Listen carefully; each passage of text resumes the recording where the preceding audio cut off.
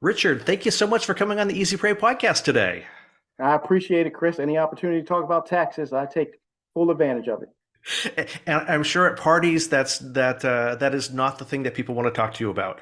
And no, I'm usually in the corner by myself when they find out I'm a tax collector. So, So can you give us a little background about what you do and what you do for a living here? yeah, sure. My name is Richard Gilbert. I am the Director of Examination for the North Carolina Department of Revenue. The Examination Division is pretty much takes care of all of your taxes that are handled by the state, by the Department of Revenue. We do all of your audit and compliance activities. The division has right around 250 employees, a little bit over 250 employees. We're divided into about 5 sections. We have employees that are spread out across, I want to say it's 11 service centers in North Carolina. And we also have a contingency at the headquarters here in Raleigh, North Carolina. We also have employees spread out in 16 states outside of North Carolina Oh, that handles all of our out-of-state taxpayers. I've been with the department for a little bit over 25 years. Before I was with North Carolina, I spent about 4 years with the state of Missouri in their Chicago office with their DOR. I'm a licensed CPA with the state of North Carolina, and I received my bachelor's of business administration from North Carolina Central University out of Durham, North Carolina. awesome. And so you know a lot about taxes. I like to think I do, but I can get stumped sometimes. Tax code is one of those things that's not simple, at least not in the United States. It's not like here's the 3 pages that answers all of your questions. It Yeah, gets a little yeah, squirrely at times. yeah. And if you think about it, all the different areas that you have 50 states, and I don't know how many different municipalities that you have. It can get complicated for a lot of people. And consequently, I think most people. I think when we're in high school, if we're working, we might be filing taxes then, or hopefully we are if we're working.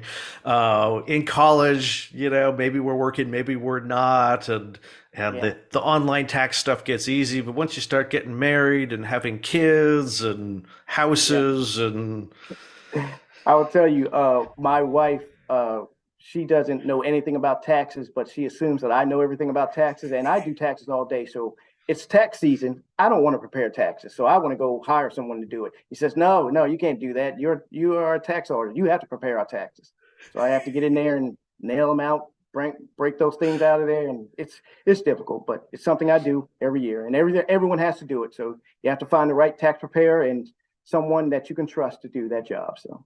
Yep, and this episode, while we're recording it early before tax season for the most part, we'll be airing it a little bit closer to tax season.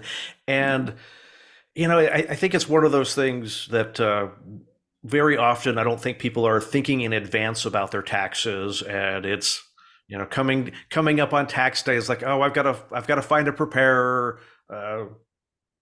I'm going to use this random person I found online, or the Yeah. person that my family uses. That he's been giving Yeah. my dad lots of good deductions, so let me go with that guy. Can we talk a little bit about kind of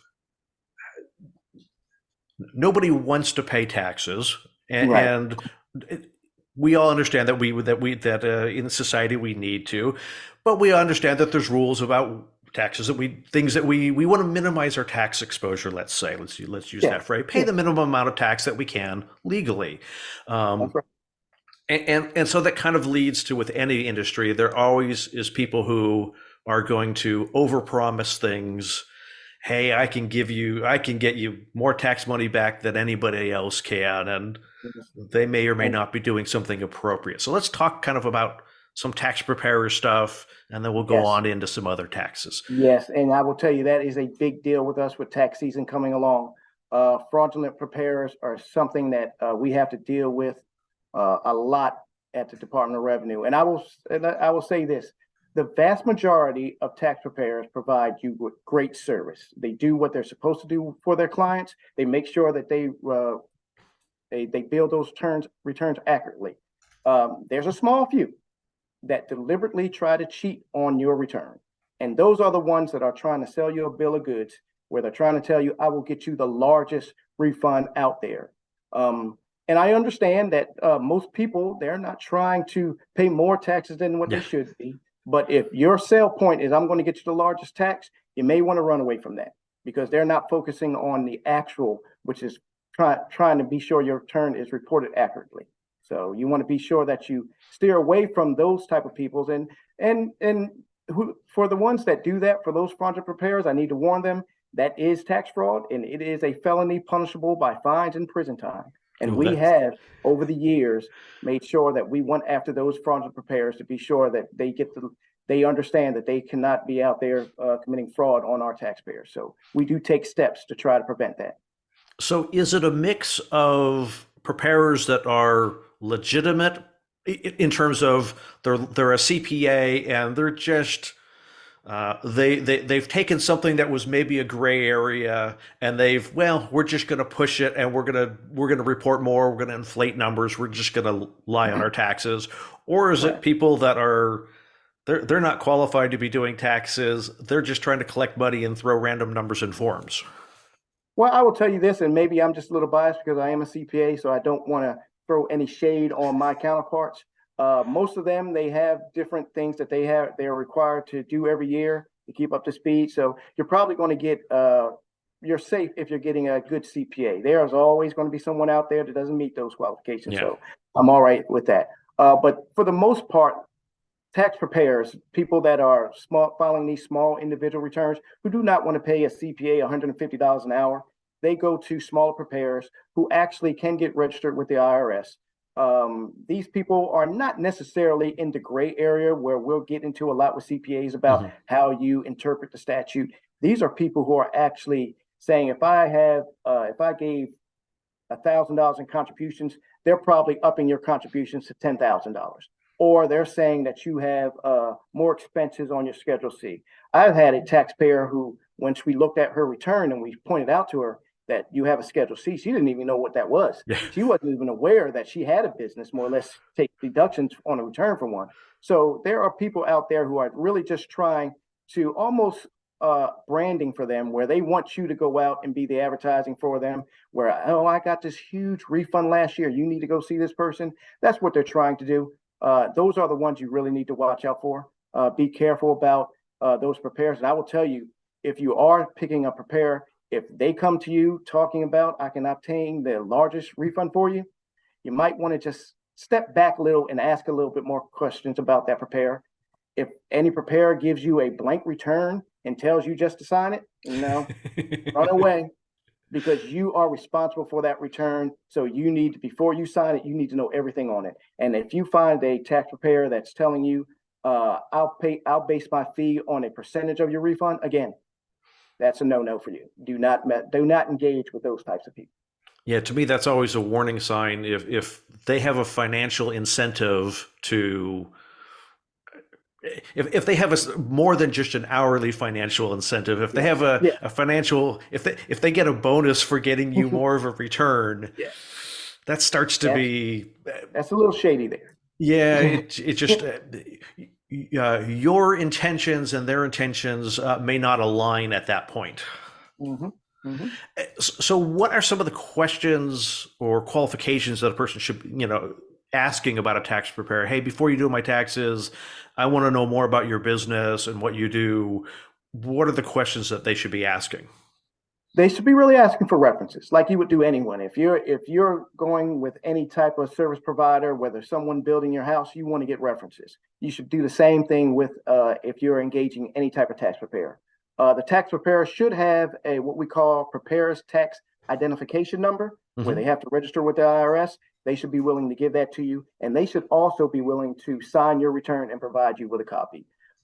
Again, you can always look online to see if there's anything in the Better Business Bureau about them. Talk to some friends, but I would always go with the references first to be sure that they are reputable based on their former customers. Are there any state or federal clearinghouses or websites of uh, less than reputable tax preparers to watch out for? I'm not aware of any. Maybe the IRS has some that you should be on the lookout for. I know we do announcements whenever we do prosecute a fraudulent tax preparer, but I'm not aware of a database that is out there. Mhm. Yes, be nice of like, hey, this preparer, 90% of their clients get audited. Maybe you don't want to Yeah. use them. That's right. That's right. Because that's really what happens if we find a tax return that comes across and we're seeing that they're overstating any deductions like contributions or business expenses. We look to see who that preparer is and we go pull those other returns to see if there's something going on, just to be sure that that preparer is doing it correctly. Gotcha. And as far as experience, obviously, if people are new in the industry, they don't necessarily have a lot of experience. But what kind of background for the preparer should you be looking for? Someone that has a CPA that has, You know, worked like I in said finances earlier, somewhere else. if you can afford a CPA, I would by all means go with it. But I understand that if you are making about $50,000 a year and you're probably only paying taxes, on a small percentage of that, you may not be able to afford $150 an hour. Hmm.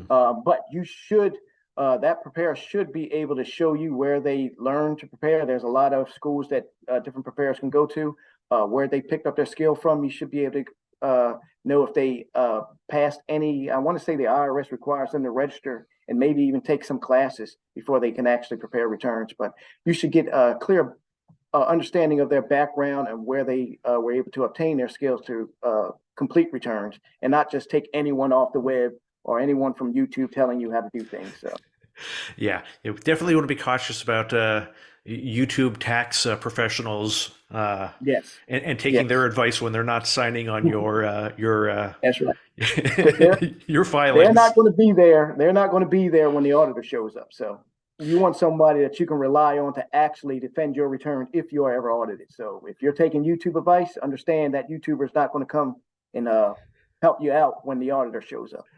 So, what should you be looking for on the paperwork uh, to know that that person's actually going to be with you in the audit, as opposed to the state or the federal government saying we don't see any evidence that the paperwork says you filed it yourself. Yeah, yeah. Well, if they are actually a preparer, they should have a preparer's tax identification number, Hmm. which they should put on the bottom of the return, and they should also be signing the return.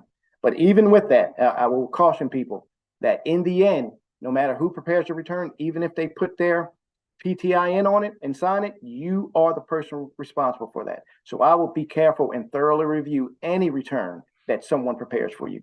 Before you put your signature at the bottom, make sure you're asking questions about anything that may look out of place. I talked about overstated contributions, business expenses, documentation. Make sure you're questioning everything, and those numbers are actually what you told the taxpayer. And anytime that you're talking to a tax preparer, your first contact with them, they should be asking you some relevant questions about your history, about your tax return. If you own a business, what you do, they should be requesting documentation on your taxes. So if that person is not doing that, that's probably not a good pair that you want to hang around with. Gotcha. And when you say contribution, are you referring to charitable giving? Charitable giving, that's just one Okay. one item on the tax return that we see overstated a lot, where someone would say, and we've had situations where a person who made $50,000 a year but had contributions of $10,000 or medical expenses of $30,000. Something that they probably could not actually survive on if it really did. Now there are people that have those things, Yeah. and we understand that, but those are things that if we see it, we're going to ask questions about it. And it's the sort of stuff that you always want to make sure that you have the backup paperwork to support what you're putting on your taxes. So if any reputable charitable organization will, I think the Right. number is 250. Don't quote me Yeah. on it, audience. You could probably answer Yep. this better than I can. That over a Yep. certain threshold, a charitable organization should provide you a receipt of that you would then turn around and provide your tax preparer. That is correct. Yes, they will. Yep. So, what are some of the kind of scams that you see going on around tax preparation? Well, one of the biggest things, and this just happened to us this year, where we have a unit, we call it our discovery unit, and every individual return that is filed has to go through a check where we try to match it up to a criteria to be sure it is the actual return filed by the actual taxpayer. Hmm. There's a lot of scammers out there that will try to file your return before you file it and get your refund sent to some place, and you won't even know about it until you actually try to file your return.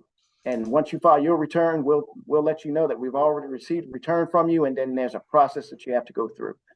This year alone, I want to say our discovery unit prevented right around $400 million in fraudulent refunds from going out. Wow. So there's a lot of stuff going on out there that people need to be aware of, and they need to protect. Not only pick the right preparer, but also protect your personal information so that people cannot use it to prepare your return before you get a chance to prepare it and send it into the department. So you need to be very aware of that. So, does North Carolina and does the federal government have a program where you can register online or provide like a PIN code that without these sort of things, your return won't be accepted, or that they will proactively alert you to say, hey, we've received a return? I'm pretty sure the IRS does because I have a PIN code that I use when I file my return. We do not have it with North Carolina, but a lot of electronic returns that are filed go through the same process with the IRS. So if you file electronically, you probably will file it at the same time as you file your federal return. So that's probably a good way to make sure that they all go in at the same time. Yeah, I can imagine a day where states have systems in place such that we in advance know that, we just received a return from you. I'm like, Mhm. I haven't even talked to my tax preparer yet. Well, that is the thing. We get a lot of returns, and as I stated earlier, they go through a criteria where we try to match up different things to ensure that the person that actually filed a return is the person requesting the refund. Hmm. Sometimes that slows down the process, and I hear a lot of taxpayers out there that talk about, oh, why can't I get my refund sooner? That's because we are actually trying to protect your identity. Yeah. We're trying to protect your refund, so it does slow down the process a little bit.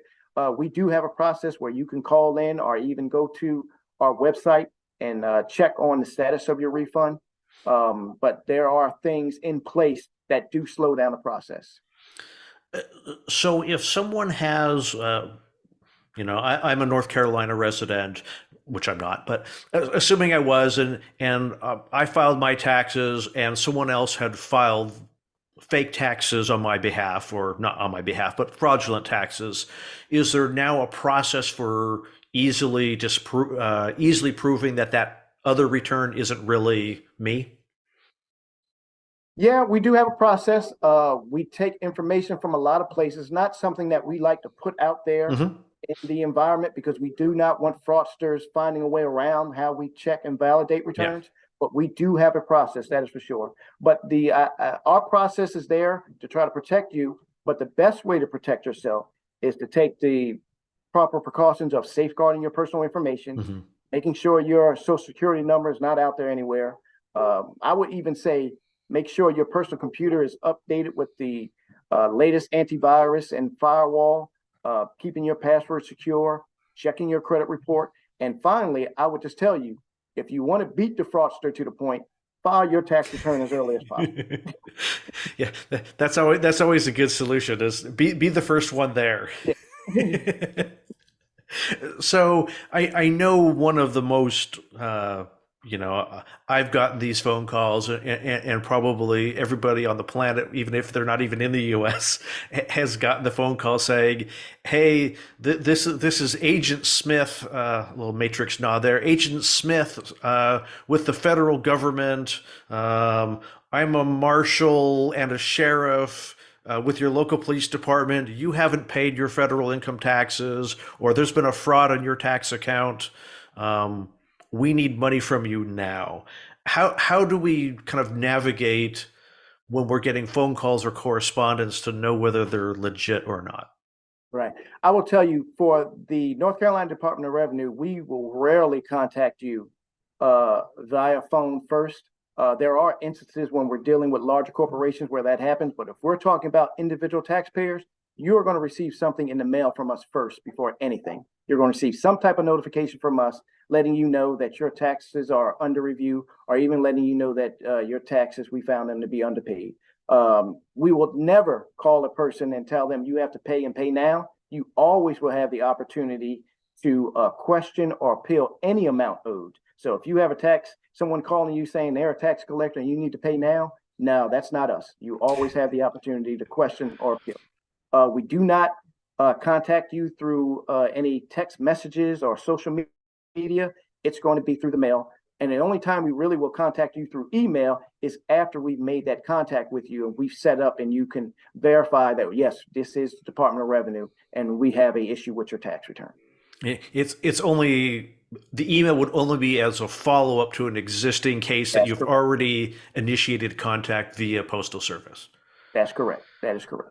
Are there any pay methods that people should be suspicious about? I know that I've always written checks or done electronic transfers. What should Right. people be suspicious about if they're being asked to Well, pay in certain ways? I will tell you, if someone actually tells you that you can pay a specific method and that is the only method you can pay, that's not the Department of Revenue. I can tell you right now, there are numerous payment options that we present to you in order to pay your bill. So I will tell you this: you can pay electronically using credit cards. There's also a payment plan that you can set up. So if they're not giving you those options, you might want to be very suspicious about who's on the phone with you. You definitely don't accept gift cards, right? No, no, Google Play cards? no. I'm not aware that we started accepting Google Play cards. I've never heard of it. I don't think that's going to happen with us. Even cryptocurrency, it's not something that we use either. So, Yeah, those are the giveaway when they're telling you to go down to 7-Eleven and pick up a Target card that you can pay mhm. your income tax with Target cards. No, that's not going to happen with the Department of Revenue. Those like we're joking, we're laughing about it, but the unfortunate thing is, Some people, that it's difficult, especially if you don't have to deal with this on a regular basis. I mean, if you're dealing with the tax department, you're dealing with us maybe once a year if you're having that many problems. I mean, I've worked for the tax department. I really have never actually had to deal with our collection part of it. So it's not something that you know about, that you wake up in the morning thinking, yeah. oh, so the tax collector's going to call me today. I need to know what to do. So we understand.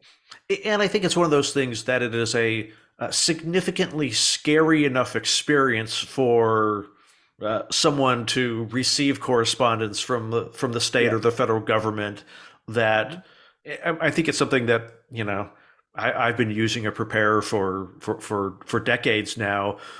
But anytime I see a correspondence come in the mail that says the state of California is sending me a letter or the federal government is sending me a letter, even before I open it, I can already feel the hair on the back of my neck standing up, the anxiety welling up inside of me. And some of it, like, it's understandable that the scammers are exploiting that to try to get our money Yes. because none of us want to get that letter.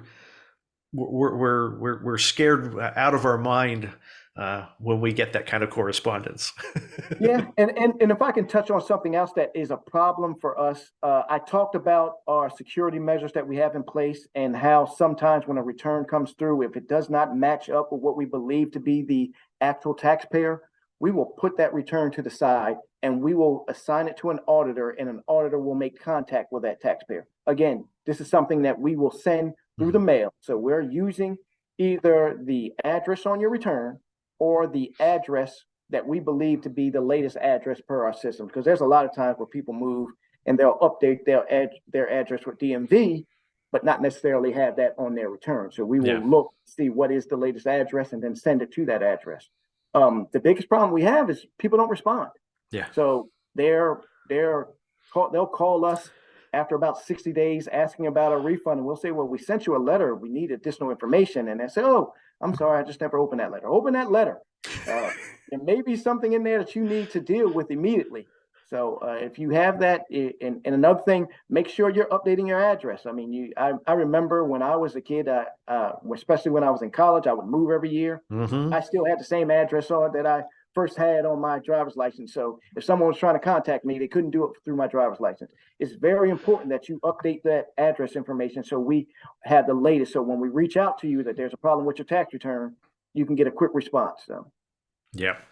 Are there any other kind of I know we've talked a little bit about identity theft. Are there any other kind of identity theft issues that kind of come up through tax returns where, someone has been, I don't know, if someone has been working fraudulently under my social security number and committing identity theft, if they've got a different address and they've submitted a fake, a pseudo fake return with a fake address, that's not necessarily going to come back to me. Is that something that will Right. eventually get kind of picked up in the system when there's two returns from different addresses, different employers? It would definitely be something that if we see two returns come in, it'll definitely be something that we will reach out and try to find the actual taxpayer on that Hmm. situation. Now, there are situations that are a kind of separate situations from this where we have what we call I-10 users that sometimes use social security numbers when they go in and they really have an I-10 number they should be using where we look at it and we find out, well, that's not the person. This person over here is not representative of who's working at this specific location. Hmm. There are situations like that that we run into, but that's more of it's still identity theft, I guess, but it's more of a situation where a person is just trying to be employed, so they're just using the social security number just to get that job. Yeah.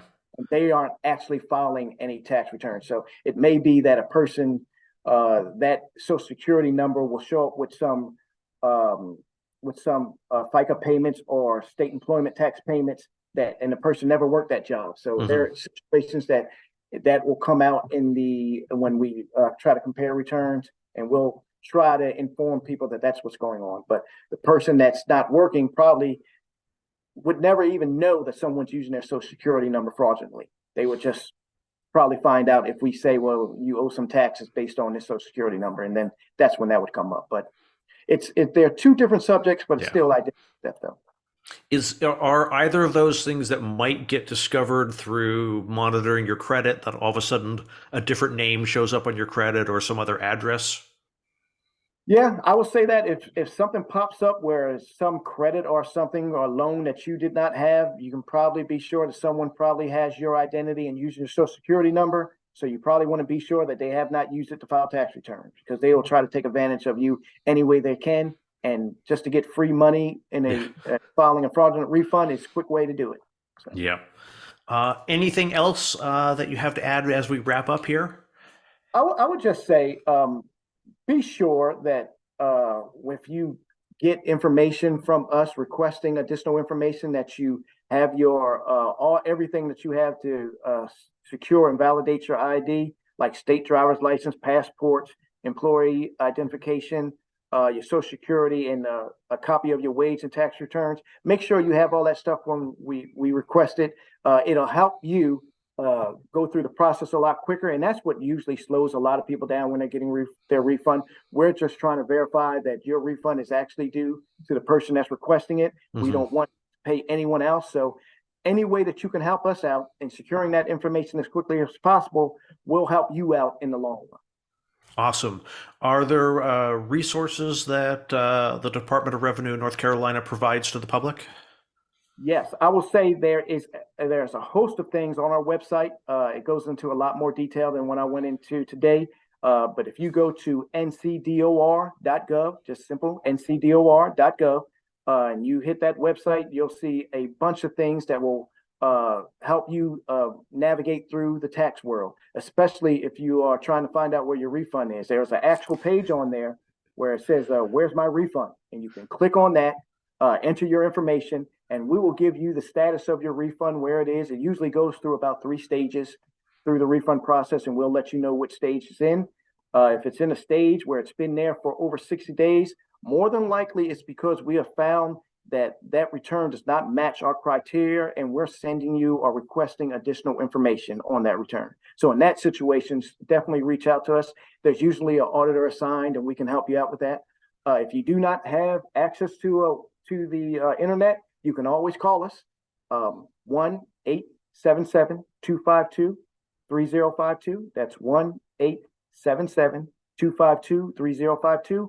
And we will direct you to the right person. Again, there's going to be some prompts on there about if you're requesting information about a notice that you received or a letter requesting information or even information about where's my refund. It's all can be found there also. So we have a team of people that are just waiting on the phone to help you out, try to get you through this process as quickly as possible. And that is specific to taxpayers in North Carolina. That's That's right. not federal tax, not the people in California, unless you're filing in. North Carolina. I will But tell you, we get a lot of phone calls, and even when I'm out in public, I tell people I work for the North Carolina Department of Revenue, and someone else will introduce me. They'll say, "Yeah, he works for the IRS," and I have to tell them I never said that. I don't know how you got NCDOR out of IRS, but yeah. But we have a ton of people calling us. They'll get notices from the IRS, and they'll call us to ask about the notices, and we have to refer them back to the IRS because I mean, we do taxes, but we are separate. We are state yeah. taxes, they are federal taxes. So a lot of people get that mixed up. But if you have an IRS question, it'll say irs.gov at the top, and you need to reach out to them. Awesome. Richard, thank you so much for coming on the Easy Pay podcast today. Hey, I appreciate it. Anytime you need help, just give me a call. I'm here for you.